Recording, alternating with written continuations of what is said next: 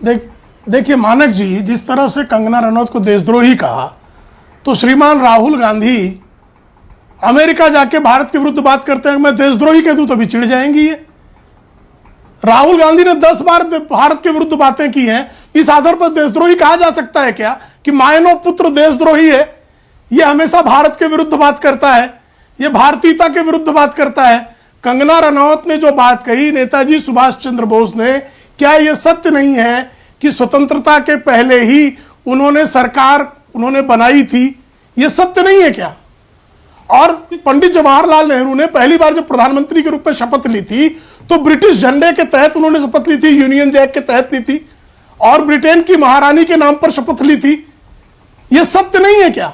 इस आधार पर कोई जवाहरलाल नेहरू को अंग्रेज परस्त कह दे, देशद्रोही कहते तो कितना बुरा लगेगा? मुझे भी बुरा लगेगा। लेकिन कांग्रेस के प्रवक्ताओं को लगातार विरोधियों को गाली देना, जिस तरह से सुप्रिया श्रीनेत ने कंगना रनौत के खिलाफ गाली दी, जिस तरह से श्रीमती हेमा मालिनी को गाली दी गई, उनको जो है कि चाटती हैं जैसे शब्दों का प्रयोग किया गया, रणदीप सुरजेवाला ने किया, अभी स्मृति ईरानी को कल ही अजय राय ने अभद्र शब्दों का प्रयोग किया। लगातार श्रीमती सोनिया गांधी जिसकी अध्यक्षा रही हैं, श्रीमती प्रियंका वाड्रा लड़की हूं, लड़ सकती हूं कहती हैं, लेकिन इनके इशारे पर इनके पुरुषवादी मानसिकता के लोग जिस तरह से महिलाओं पर ओछी टिप्पणियां, राधिका आपकी बारी है, राधिका खेड़ा, उसके बाद आ रहा हूं अनुराग भदौरिया। राधिका बोलिए।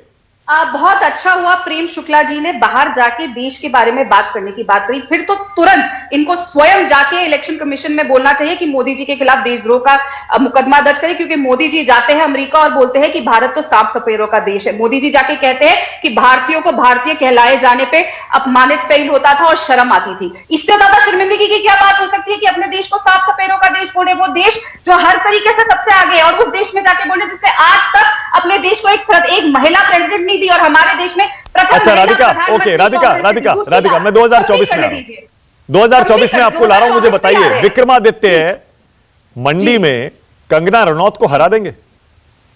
बिल्कुल, मंडी की जनता वहां हराएगी, क्योंकि वहां पे नफरत की जगह नहीं। और प्रेम शुक्ला जी, मैं आपको एक और बात बता दूं, आप जो ये गिनवा रहे थे ना भाषण, आप भूल जाते हैं कि नवरात्रों के बीच में आपके वेस्ट बंगाल के कैंडिडेट ने साउथ मालदा में जाके एक लड़की को सरेआम लोगों के सामने जाके किस किया, लेकिन प्रधानमंत्री जी चुप रह गए। संदेश खाली के ऊपर आप लोग बोल देंगे, लेकिन आपका कैंडिडेट जब अभद्रता करता है बंगाल में, तब आप लोगों के मुंह में दही जम जाती है। तो ओके, अब रुक जाइए अनुराग भदौरिया, 1 मिनट, अभी 2 और गेस्ट है जो बिल्कुल नहीं बोले हैं, उसके बाद आऊंगा सेकंड राउंड के लिए। अनुराग भदौरिया, पहले यहीं से शुरू करिए।